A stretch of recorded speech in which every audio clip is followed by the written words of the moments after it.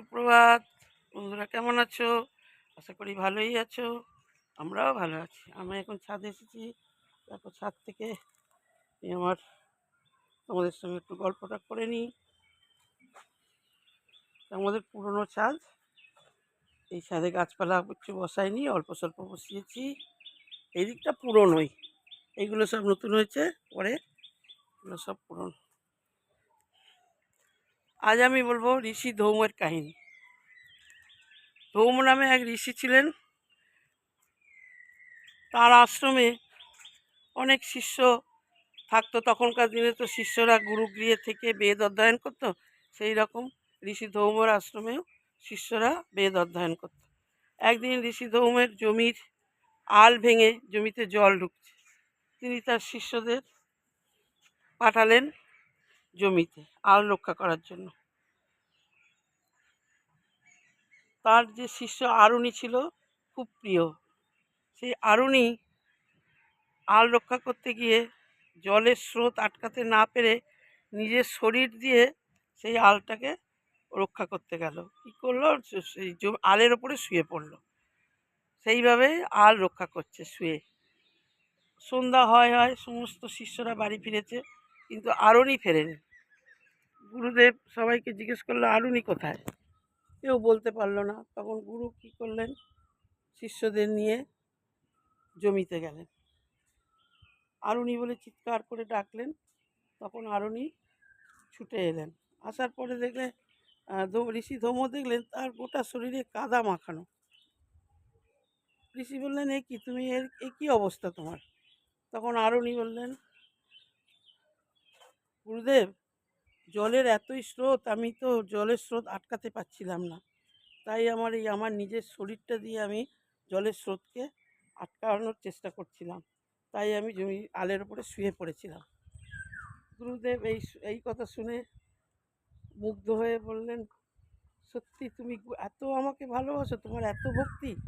হ্যাঁ গুরুদেব, আপনার তো কথাও আমি অমান্য করতে পারছি না। তখন গুরুদেব তার নাম দিলেন উদ্দালক। বললো, আজ থেকে তোমার নাম হলো উদ্দালক।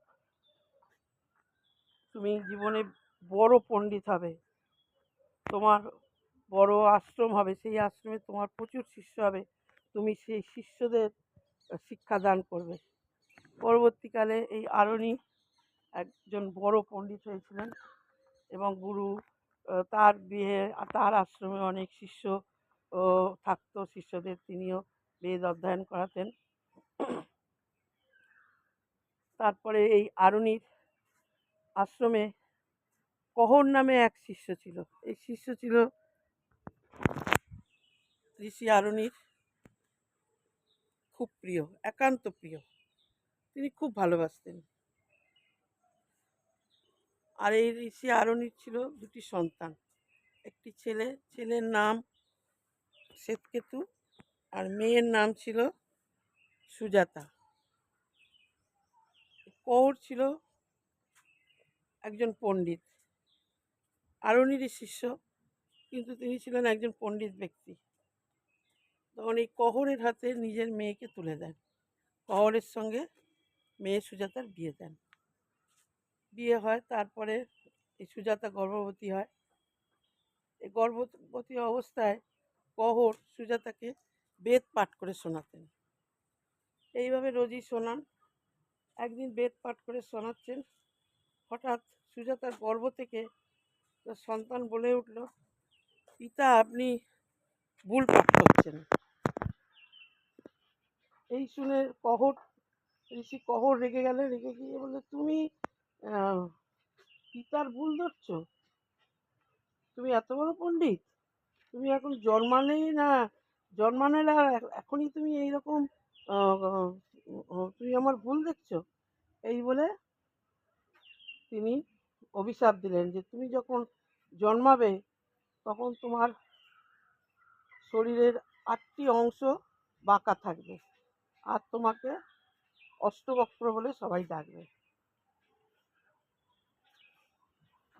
তারপরে সন্তান যখন জন্মালো তখন তার শরীরের 8টি অংশ হলো বাঁকা, আর তাকে সবাই অষ্টবক্র বলে ডাকত।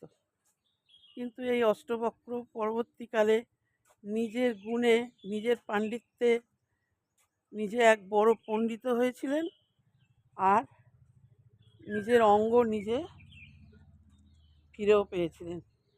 এই অভিশাপ থেকে তিনি মুক্তও পেয়েছিলেন। অষ্টাবক্রের কাহিনীও আছে, বলতে গেলে অনেক বড় হয়ে যাবে, তো পরে একদিন তোমাদের বলবো বন্ধুরা।